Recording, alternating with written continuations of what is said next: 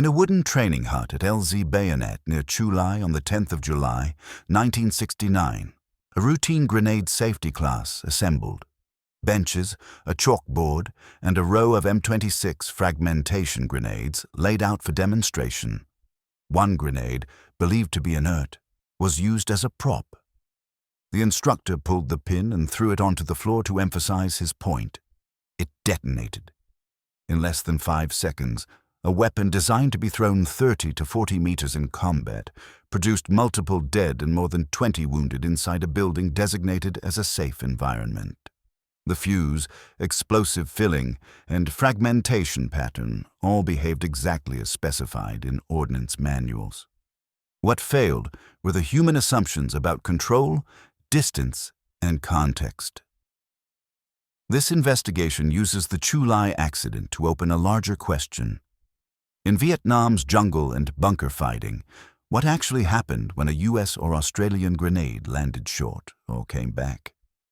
Between 1950 and 1965 at Aberdeen Proving Ground in Maryland, technical drawings and cutaway models sat on ordnance engineers' desks representing 3 decades of American hand grenade evolution.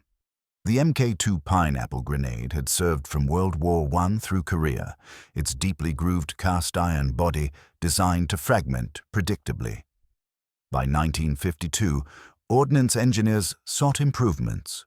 The M26 lemon grenade appeared first, followed by the M33 and M67 baseball grenades, smooth spheres easier to grip and throw.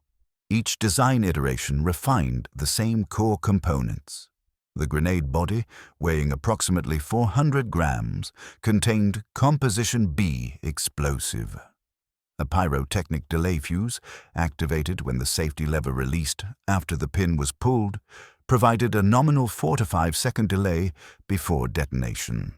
Ordnance testing established standardized performance parameters. A lethal radius of approximately 5 meters where fragments would likely kill, and a casualty-producing radius extending to 15 meters.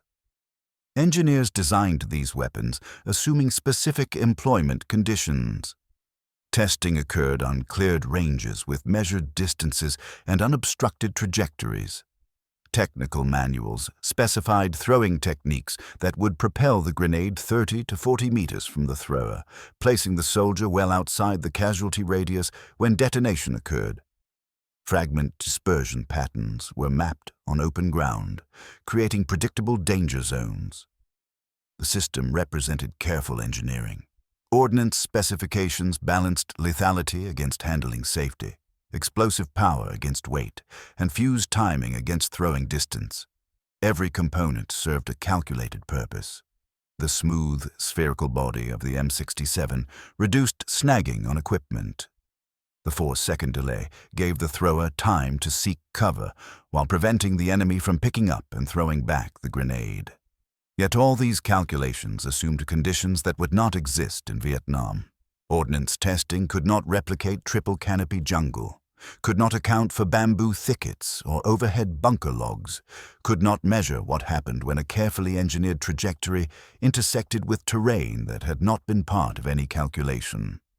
The paradox was already present in the design specifications. A weapon engineered for predictability would be employed in an environment that defied prediction at every level. Between 1963 and 1966 at Fort Benning, Georgia, and at Canungra Jungle Training Center in Queensland, Australia, reinforced concrete bays stood on grenade training ranges, steel overhead beams protecting instructors and students from premature detonations. Inside, safety NCOs watched as recruits prepared to throw their first live grenades.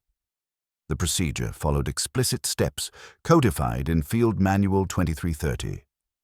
Grip the grenade body, pull the pin while holding the safety lever, assume the throwing stance, release the safety lever during the throwing motion, and immediately drop behind the protective wall. American grenade training doctrine emphasized controlled conditions. One live grenade moved through the system at a time. Instructors maintained physical contact with students during the arming sequence. Range layouts featured clear throwing lanes with measured distances, earthen berms containing fragments, and strict arcs of fire. Students practiced throwing techniques with inert training grenades before handling live ordnance. The entire system focused on managing risk through environmental control and procedure. Australian forces preparing for Vietnam deployment followed similar principles at Canungra. The Jungle Training Centre in Queensland's rainforest taught pre-deployment skills, including grenade use in simulated bunker assaults. Australian doctrine, like American, specified throwing technique, immediate actions after throwing, and cover-seeking procedures. Training emphasized that the thrower's safety depended on achieving sufficient distance and seeking cover immediately. Both training systems shared fundamental assumptions.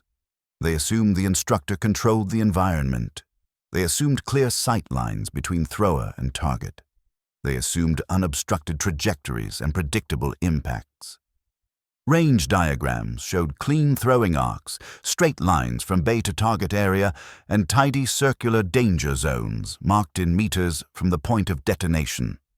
What the diagrams did not show were tree branches at unpredictable angles, bamboo culms dense enough to deflect a thrown object, overhead bunker timbers that could catch a grenade mid-flight, or vines that could alter a trajectory in the final meters of flight. Training ranges eliminated these variables to create a safe learning environment. Combat in Vietnam would reintroduce every variable the training ranges had carefully removed. The expectation formed in training was clear. A properly thrown grenade traveled in a partour, predictable arc to a visible target, and detonated at a safe distance from friendly forces. This expectation would encounter terrain that recognized no such rules. Between 1965 and 1966, in the central Highlands and Phuoc Tuy province of South Vietnam, operations officers at Brigade Tactical Operations Centers studied terrain overlays spread across planning tables. Acetate sheets marked topography, vegetation density, and known enemy positions. 3 categories of jungle appeared on the maps: single canopy, double canopy, and triple canopy, each representing increasing layers of vegetation from ground to highest treetop. The maps could not adequately represent what those terms meant on the ground. Early operation reports from American units moving through the Central Highlands described terrain unlike anything most soldiers had experienced. Triple canopy jungle meant 3 distinct layers of vegetation, with the highest reaching 40 meters or more. Beneath the canopy, smaller trees, bamboo thickets, and undergrowth created barriers that limited visibility to a few meters. Roots, vines, and fallen timber covered the ground. Movement required cutting through vegetation with machetes. Determining throw distances became difficult when the target was barely visible. Australian units operating in Phuoc Tuy province encountered similar conditions, complicated by rubber plantations and fortified villages. After-action reports noted the difficulty of employing supporting weapons in close terrain. Mortar fire detonated in treetops. Artillery fragments struck overhead cover before reaching ground level. Grenades, designed to be thrown along open arcs, intersected with obstacles the throwers could not see. Enemy bunker construction added another layer of complexity. North Vietnamese and Viet Cong forces built fighting positions using local materials, logs, earth, termite mounds, and bamboo. A typical bunker featured walls of earth 1 meter thick or more, roofed with multiple layers of logs covered with additional earth. Firing ports were small and positioned low to the ground. These structures could withstand direct hits from artillery shells and made grenade employment particularly difficult. Engineering reports documented the problem. Grenades thrown at bunkers frequently struck overhead logs and detonated above the structure rather than inside it, dissipating much of the blast into the air. Grenades thrown through firing ports required precise aim and favorable angles rarely available in contact. Grenades that cleared the bunker entrance might detonate inside, but reaching that point required exposing the thrower to direct fire. Early in the American buildup, unit commanders noted these difficulties in their reports. Terrain factors made ordnance employment less predictable. Standard weapon effects as documented in technical manuals did not match observed results in jungle terrain. The battlefield itself was an active participant, deflecting, absorbing, or redirecting the carefully calculated effects of American weapons. The engineers who designed the M26 and M67 grenades had created effective weapons. They had not designed the terrain in which those weapons would be used. That terrain would prove as important as the weapons themselves in determining what happened when a grenade was thrown in combat. Between 1966 and 1967, in II Corps and the III Corps areas of South Vietnam, S3 officers in Infantry Battalion Headquarters reviewed after-action reports from the previous month's operations. Stacks of typed forms documented search and destroy missions, each reporting enemy contact, ammunition expenditure, and casualties. Among the ammunition statistics, grenade expenditure appeared consistently. Dozens per operation, sometimes hundreds. U.S. infantry doctrine assigned grenades multiple roles. Riflemen carried fragmentation grenades on their load-bearing equipment, typically 2 to 4 per soldier. Grenades cleared bunkers, spider holes, and fortified positions where rifle fire proved ineffective. They initiated ambushes, allowing a patrol to engage multiple enemy soldiers simultaneously. They broke contact, allowing a unit under fire to withdraw, while suppressing the enemy with fragmentation effects. Actual employment varied from these doctrinal roles. After-action reports described grenades used to check suspicious terrain features before moving troops forward, thrown into tree lines before assault, used to engage enemy soldiers when rifle fire seemed inadequate.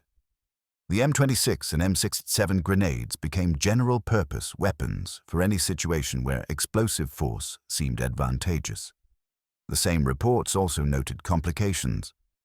One company commander's report from a 1966 operation in the Central Highlands described an assault on a bunker complex where multiple grenades struck overhead timbers and detonated above friendly positions. Another report from the III Corps noted a patrol contact where a grenade thrown at a tree line hit a branch 3 meters from the thrower and detonated, wounding 2 soldiers. A third report documented a bunker assault where 5 grenades thrown in sequence all failed to enter the target structure, detonating instead on the earth and log exterior. These incidents followed a pattern. In terrain with overhead cover, restricted sight lines, and dense vegetation, achieving the clear 30-meter throw distance from training ranges became difficult or impossible.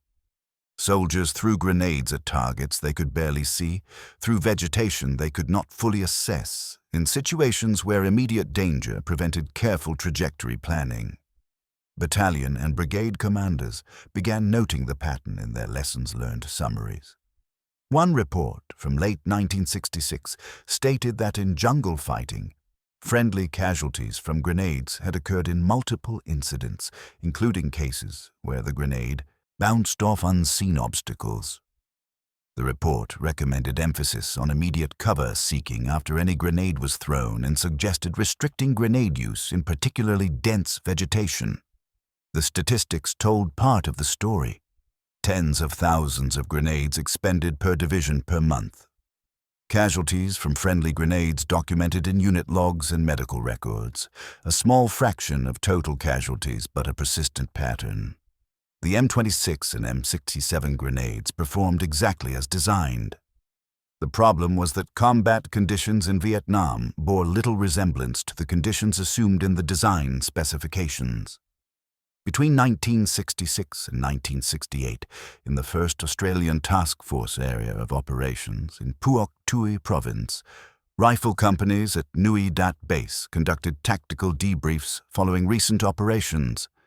Sand tables displayed the terrain, rubber plantation, bunker system, assault routes.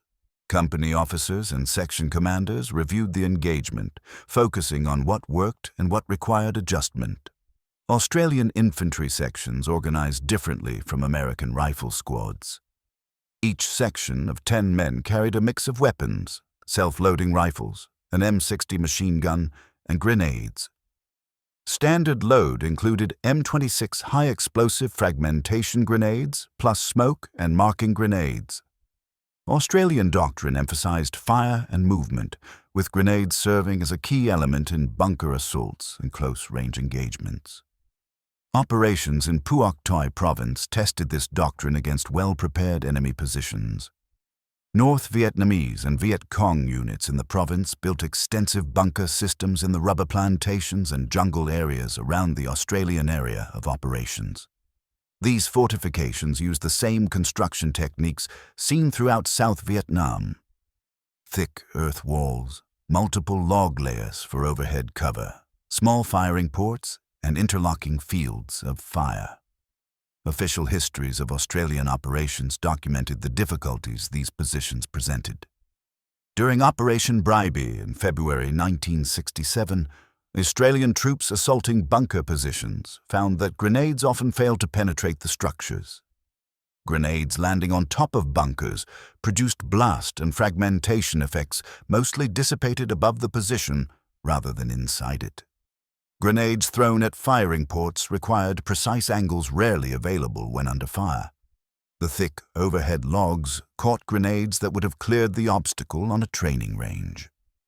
One after-action report from 6th Battalion, Royal Australian Regiment, described an assault where 8 grenades were thrown at a single bunker position. One entered through a firing port and detonated inside, killing the occupants. The other 7 detonated against the exterior structure with minimal effect on the position itself.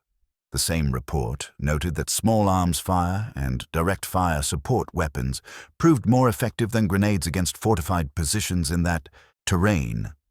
Australian units adapted their tactics based on these experiences. Section commanders emphasized coordinated assaults using suppressive fire to enable grenade employment at closer ranges. Training at Nui Dat included practice assaults on captured bunker positions, allowing soldiers to learn the specific angles and distances required. Some units developed procedures for clearing bunkers using multiple grenades in sequence, accepting the ammunition expenditure as necessary to achieve results. The adaptations reflected professional competence. Australian infantry brought thorough jungle training and tactical discipline to Vietnam.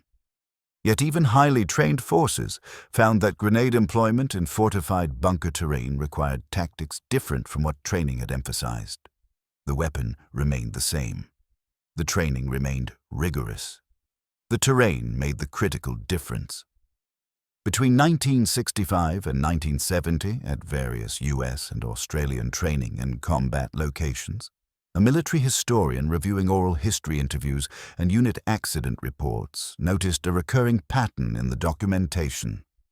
Grenades thrown in combat or training sometimes returned toward the thrower with consequences that range from near misses to fatalities.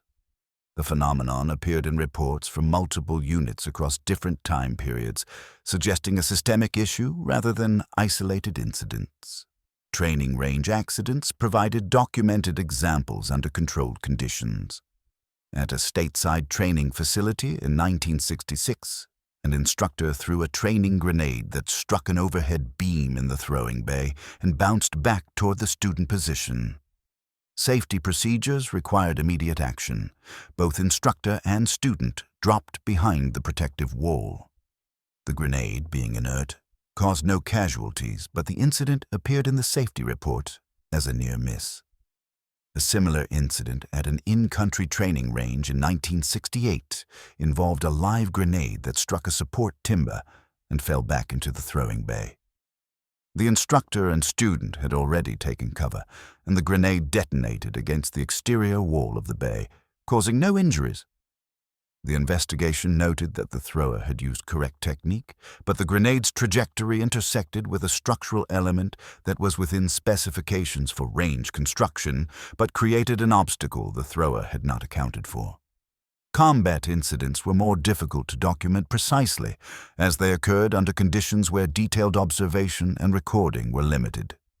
However, multiple after-action reports and personal accounts described grenades bouncing off trees, bamboo, or bunker structures and landing closer to friendly positions than intended.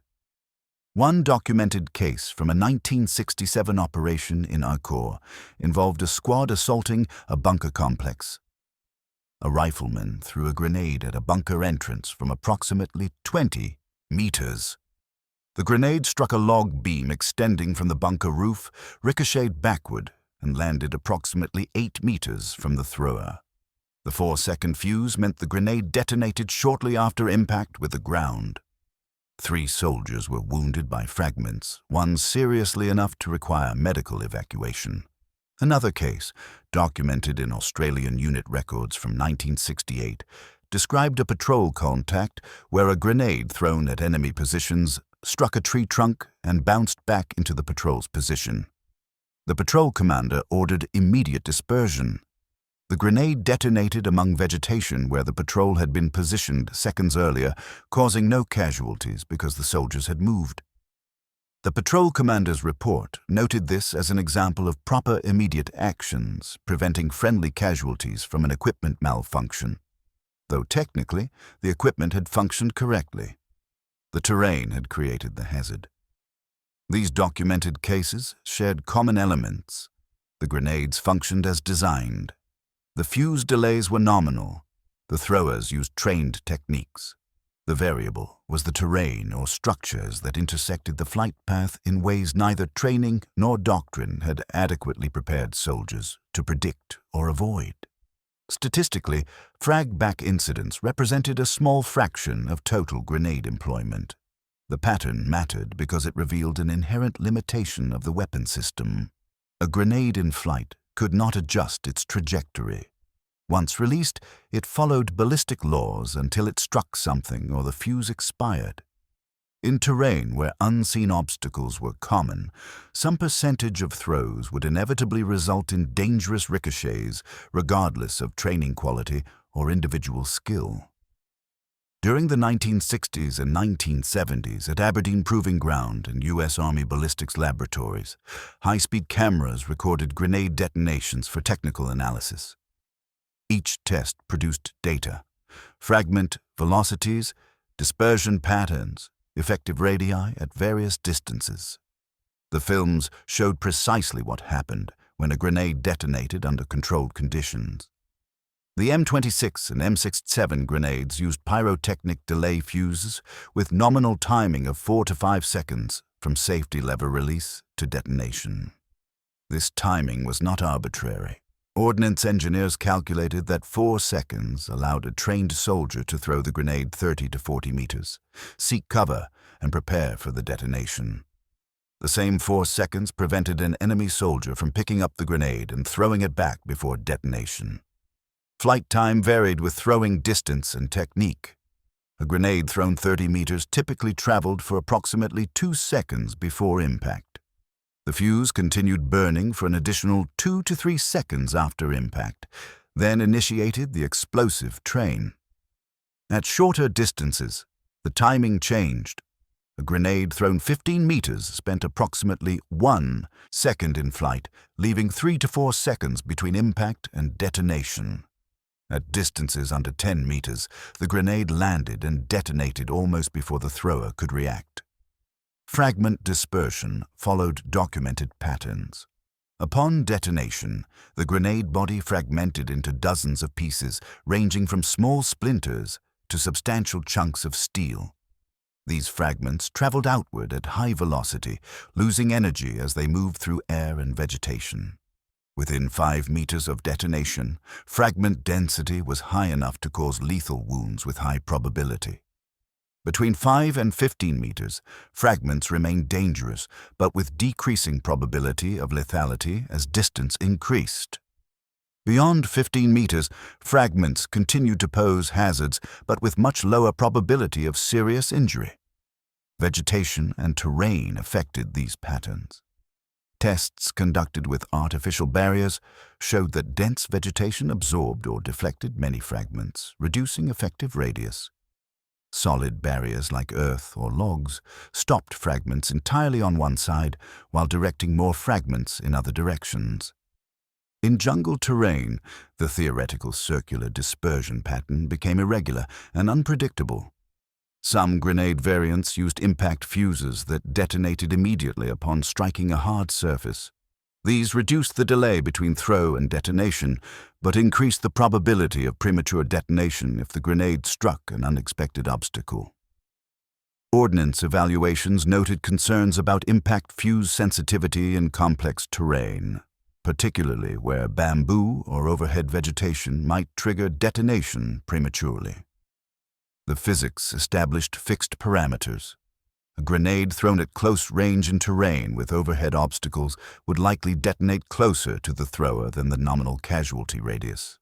The fuse timing could not be adjusted in the field.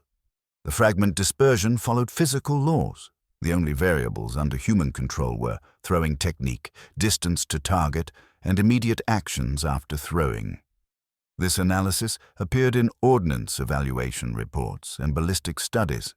The data did not change doctrine immediately, but it provided objective documentation of the problem.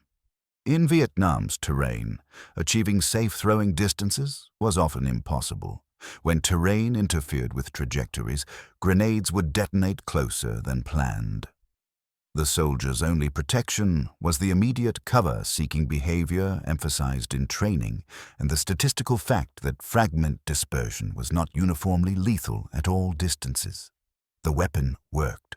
The physics worked. The combination of weapon and terrain created hazards that no amount of engineering could eliminate entirely without fundamentally redesigning either the weapon or the battlefield, and only one of those was negotiable. Between 1967 and 1970, throughout South Vietnam, battalion commanders signed updated SOP documents, adding emphasis to grenade employment procedures.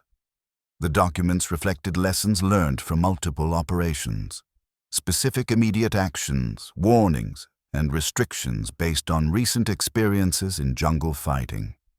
Standard immediate action drills appeared in every unit's training.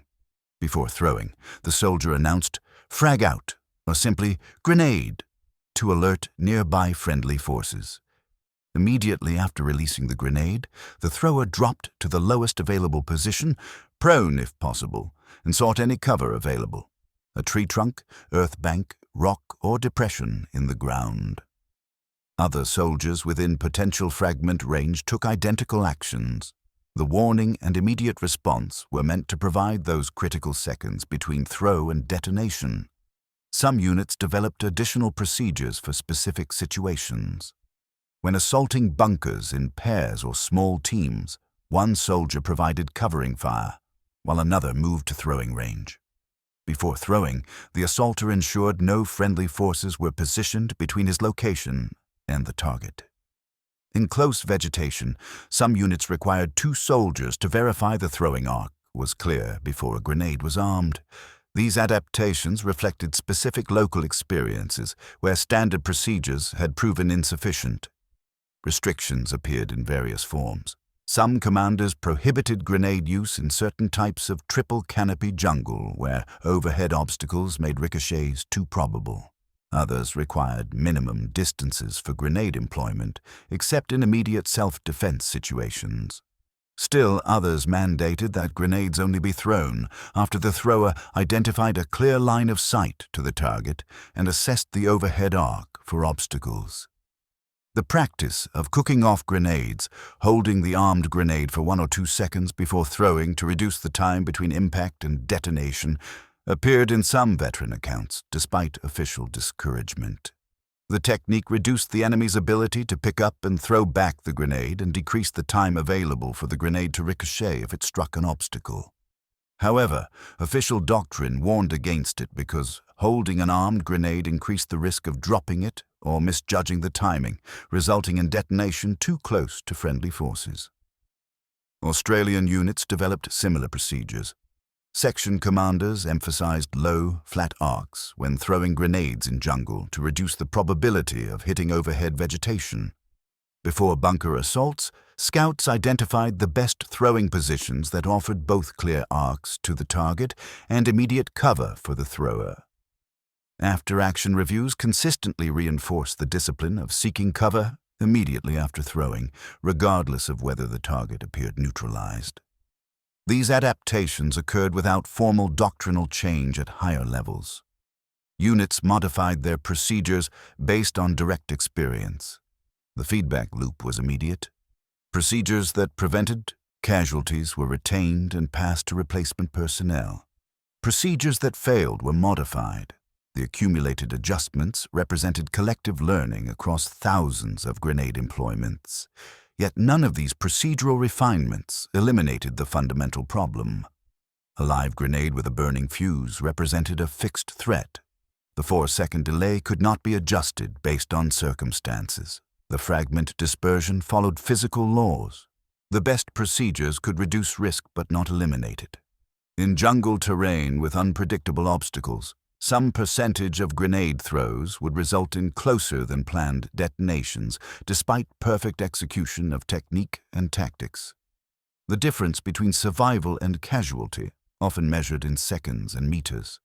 Margins too small to guarantee safety, but large enough to matter when procedures were followed correctly. On the 10th of July, 1969, at LZ Bayonet near Chu Lai in South Vietnam, an investigation file documented the incident thoroughly. Casualty list, witness statements, diagram of the classroom building, and photographs of the scene after the incident. A routine training class had become a mass casualty event, and the investigation needed to determine how. The class was a standard grenade safety refresher, the type conducted regularly throughout Vietnam to ensure soldiers maintained proficiency and understood proper handling procedures. The instructor was experienced, qualified to conduct live grenade training. The students were personnel requiring recertification or initial qualification. The setting was a wooden building designated for classroom instruction, with benches arranged in rows facing an instructor's area. The instructor's demonstration plan included showing the proper grip, pin removal, and throwing technique. For this demonstration, he selected what he believed was an inert training grenade from the available grenades in the classroom. Training grenades were visually similar to live grenades but contained no explosive or fuse, serving as safe props for demonstrating handling procedures. The investigation determined that the grenade used in the demonstration was not inert. It was a live M26 fragmentation grenade, fully functional with explosive fill and a working fuse. How this live grenade came to be among training materials involved multiple procedural failures. Live and inert grenades had not been properly segregated. Visual confirmation of the grenade's status had not occurred. The standard safety procedure of treating all grenades as potentially live until confirmed otherwise had not been followed. The instructor pulled the pin and released the safety lever while holding the grenade, demonstrating the arming sequence. He then threw the grenade onto the floor in front of the students to emphasize a teaching point about the proper throwing technique. The fuse began its 4-second countdown the moment the safety lever released. When the grenade struck the floor, it bounced slightly and came to rest. Approximately 3 to 4 seconds later, it detonated. The explosion occurred in a confined space filled with personnel sitting in close rows. The grenade was designed to produce lethal fragmentation effects to a radius of 5 meters and casualty-producing effects to 15 meters. In the confined classroom, every person present was within the casualty radius. Multiple soldiers died instantly. More than 20 others received wounds requiring immediate medical treatment, ranging from minor fragment injuries to severe trauma. The investigation identified the sequence of failures.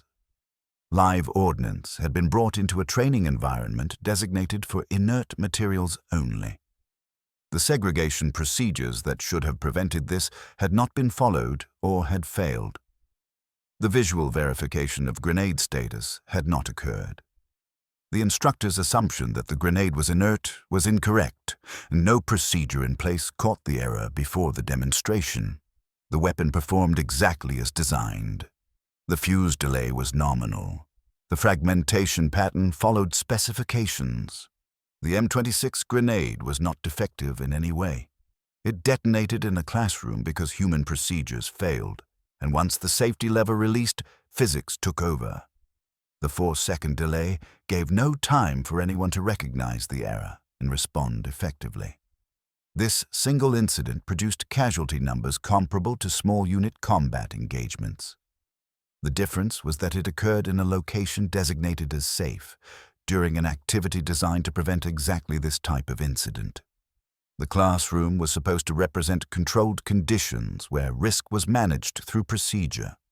Instead, it demonstrated that when procedures fail around weapons designed to kill, the margin for error is exactly zero.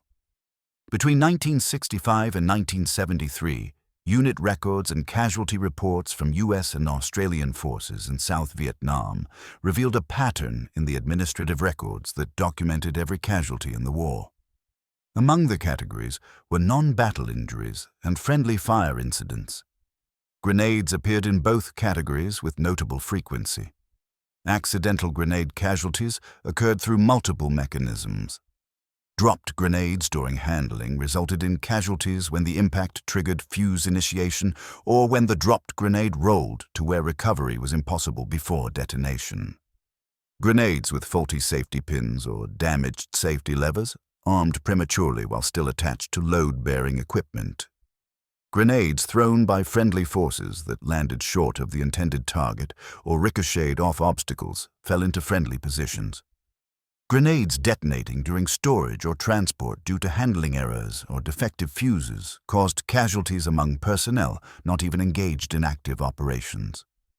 Medical records and unit logs documented these incidents with varying detail. Some reports provided full descriptions of circumstances, sequence of events, and contributing factors. Others simply noted GWIA, grenade, or KIA, friendly grenade, without elaboration. The administrative classification distinguished between combat casualties and non-combat casualties, with grenade accidents sometimes appearing in either category depending on circumstances. These accidental casualties had to be distinguished from deliberate fragging incidents, which represented a different phenomenon.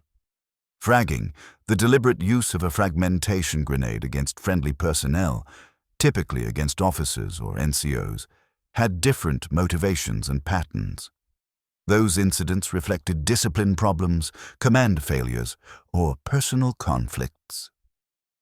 The accidental casualties discussed in this analysis involved no deliberate hostile intent, but rather represented the intersection of weapon characteristics, terrain factors, and human error. Placing grenade accidents within the wider casualty statistics provided context. Total American casualties in Vietnam exceeded 58,000 killed and 300,000 wounded. Grenade accidents represented a small fraction of this total. However, examining them revealed important information about close-range combat conditions and weapon employment challenges that affected daily operations. Australian casualty records showed similar patterns, though at smaller absolute numbers, reflecting the smaller force size. Unit logs from 1st Australian Task Force documented grenade-related casualties occurring in both training and combat contexts. Investigation reports following these incidents identified contributing factors: terrain interference with trajectories, target misidentification, handling errors, and procedural deviations. The investigations served multiple purposes. They identified individual responsibility when negligence was present. They documented weapon malfunctions requiring ordnance investigation. They revealed procedural weaknesses requiring corrective action. Most importantly, they provided data for improving training and tactics to prevent future similar incidents. Analysis of multiple incidents revealed consistent factors. Terrain complexity created trajectory interference that training ranges could not replicate. Close engagement ranges in jungle terrain forced grenade employment at distances shorter than doctrine recommended. Time pressure during contact limited the careful assessment of throwing arcs that training emphasized. The combination of these factors created conditions where some percentage of grenade throws would inevitably result in closer than intended detonations. The data did not suggest the grenades themselves were defective. Investigation reports rarely identified equipment failures. The M26 and M67 grenades functioned reliably. The fuses performed within specifications. The explosive fill detonated as designed. The fragmentation patterns matched test data. The weapon system worked correctly. The problems arose from the human and environmental factors surrounding weapon employment. This analysis formed part of the empirical basis for post-war reviews of training procedures and doctrine. The documented cases provided concrete examples of failure modes that theoretical doctrine had not adequately addressed. The statistics, while small relative to total casualties, represented entirely preventable deaths and injuries if procedures and conditions could be optimized. During the 1970s, military analysts reviewing Vietnam combat experience compiled lessons learned for incorporation into updated training and doctrine. Among the technical analyses was a detailed examination of grenade employment, risk factors, and safety considerations. The fundamental problem was mathematical. A grenade with a 4-second fuse delay created a fixed time window from arming to detonation. A soldier throwing at 30 meters achieved approximately 2 seconds of flight time, leaving 2 seconds to seek cover after the throw. At 20 meters, flight time reduced to approximately 1.5 seconds, leaving 2.5 seconds for cover. At 10 meters, flight time was under 1 second, leaving more than 3 seconds from impact to detonation, but also leaving the thrower well within the casualty radius when detonation occurred. This calculation changed dramatically when obstacles interfered. A grenade striking a tree branch 10 meters from the thrower immediately reduced the protective distance while leaving most of the fuse delay remaining. A ricochet that returned the grenade toward friendly positions created the worst case: minimal distance and minimal remaining time. The soldier's reaction time became critical. Even a well-trained soldier required approximately 1 second to recognize the situation and begin moving to cover. Terrain type altered these calculations significantly. In open terrain, a soldier could see the grenade land, assess whether it posed a threat to his position, and move to avoid fragments. In dense jungle, visibility was limited. The thrower might not see where the grenade landed. Other soldiers nearby might not see it at all until detonation. The warning shout provided partial mitigation, but it depended on voice carrying through vegetation and ambient noise, and on soldiers immediately recognizing and responding to the warning. Indoor or confined spaces eliminated many protective options. The Chu Lai classroom incident demonstrated this dramatically. In a confined building, fragments had nowhere to go except into the personnel present. Every person in the room was within lethal range. Cover was minimal or non-existent.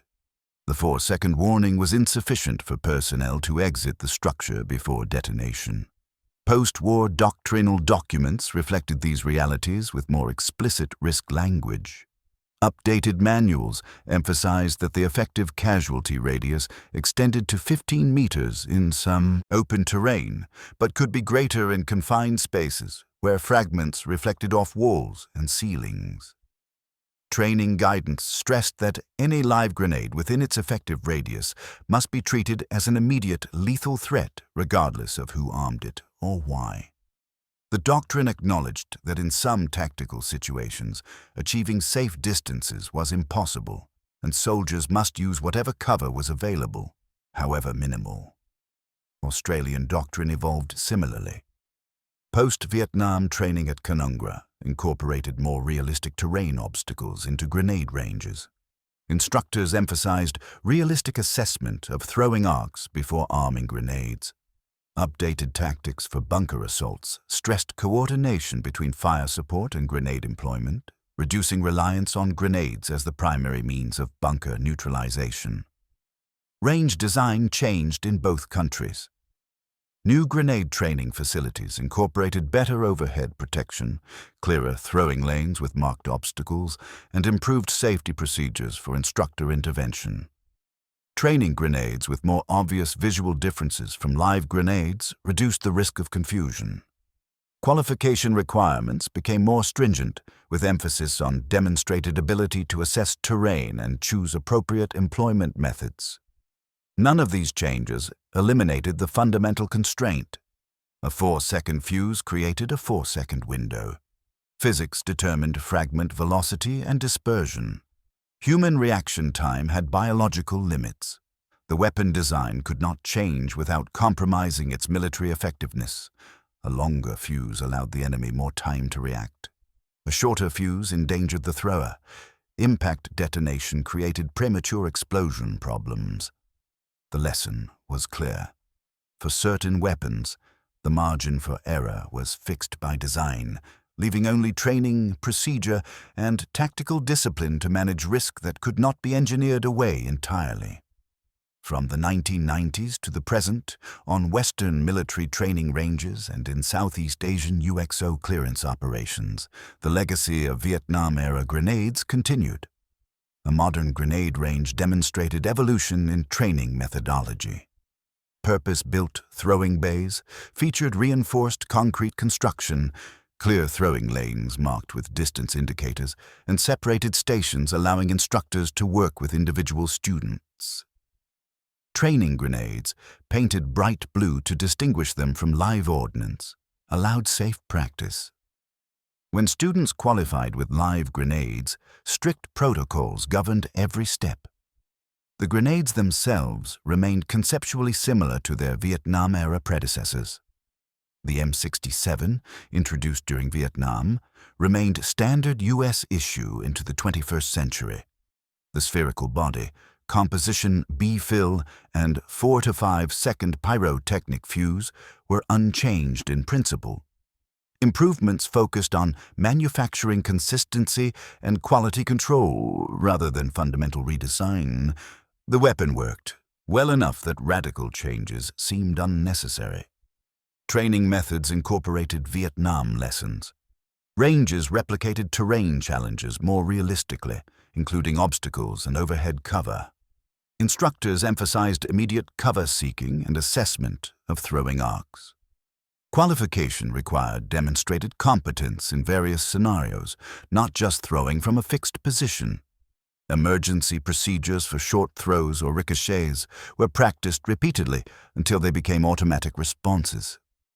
Meanwhile, in Vietnam, Laos, and Cambodia, another legacy persisted.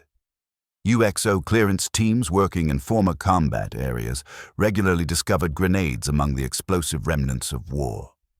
Corroded M26s and M67s appeared in farmers' fields, village areas, and former base locations. Unlike artillery shells or bombs that might be partially visible, grenades could be completely buried in soil or vegetation, remaining undetected until disturbed by plowing or construction. UXO survey data documented the scale. Millions of grenades were produced and shipped to Southeast Asia during the war. Not all were expended. Some were lost during operations, abandoned during base closures, or left in storage when units departed. Others were thrown but failed to detonate due to fuse malfunctions or environmental factors. Each represented a continuing hazard decades after the war ended. Clearance procedures for grenades followed strict protocols. Teams used metal detectors to identify buried metallic objects, carefully excavated suspected ordnance, and positively identified each item before deciding on disposal methods. Live grenades required controlled detonation by explosive ordnance disposal teams. The process was slow, expensive, and dangerous. Despite decades of effort, unexploded ordnance remained a persistent problem in areas that saw heavy combat. The contrast was striking. In Western countries, grenades were managed within sophisticated safety systems, controlled production, strict accountability, standardized training, and engineered safety features on ranges. In former combat zones, those same grenades lay uncontrolled in civilian areas, their fuses aged but potentially still functional, their explosives degraded but still dangerous.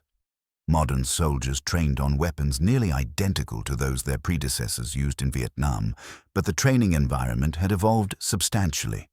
The weapon remained essentially unchanged, but the procedures for managing it reflected decades of accumulated experience. Between 1965 and the present, from Vietnam to Australia to the United States, documents spanning 5 decades accumulated on historians' desks. Chu Lai investigation files, Australian after-action reports from Phuoc Tue, American unit logs from Tu Corps, modern training manuals with updated grenade procedures. Each document contributed to understanding a weapon that had remained largely unchanged while the context of its use transformed. The hand grenade entered the Vietnam War as a mature technology. The M26 and M67 represented decades of ordnance engineering refinement. The design balanced lethality, safety, reliability, and ease of use. Technical specifications were precise: weight, explosive content, fuse delay, effective radii. Testing established performance parameters under controlled conditions. Doctrine specified employment methods based on those parameters.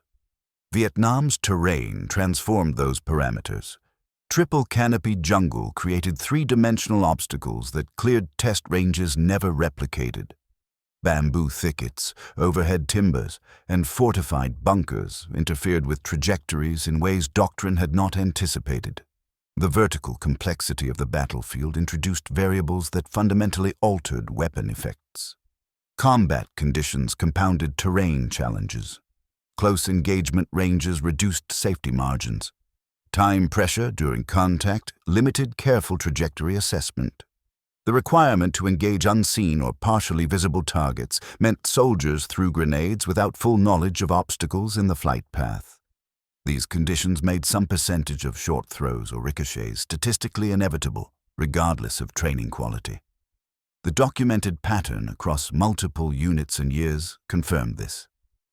Training accidents showed that even in controlled environments with qualified instructors, unexpected ricochets occurred when grenades struck obstacles. Combat reports recorded instances where thrown grenades landed closer than intended or bounced back toward friendly positions. The Chu Lai incident demonstrated that procedural failures around grenades produced immediate, severe consequences. Casualty statistics provided context.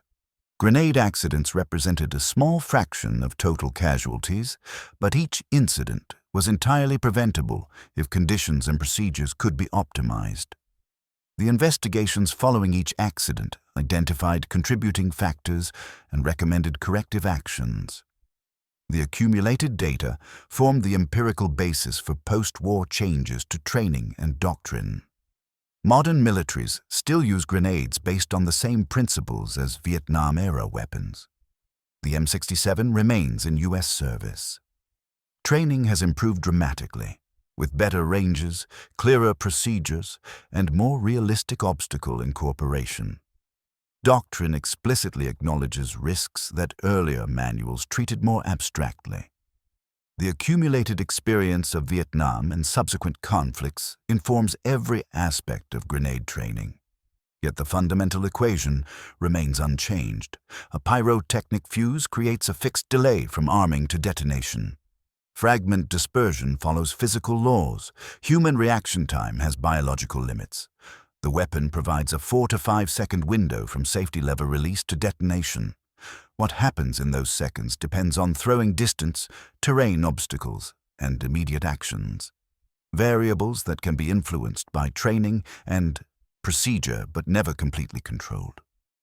In a war often discussed in terms of air power, artillery tonnage, and helicopter mobility, the hand grenade represented warfare at its most basic. An explosive device thrown by hand, effective within meters, leaving seconds for survival reactions. Those seconds often determined whether a fire team, a patrol, or a classroom of soldiers lived or died. Modern manuals still reflect this reality when they instruct soldiers to treat any grenade within its effective radius as a lethal threat, regardless of who threw it, why it was thrown, or where it was supposed to land. The lesson was simple and enduring. Some weapons leave no margin for error, and no amount of training or engineering can eliminate risks inherent in their design and employment. Recognition of that fact, rather than denial of it, provided the foundation for managing those risks as effectively as possible while accepting that some losses would remain inevitable.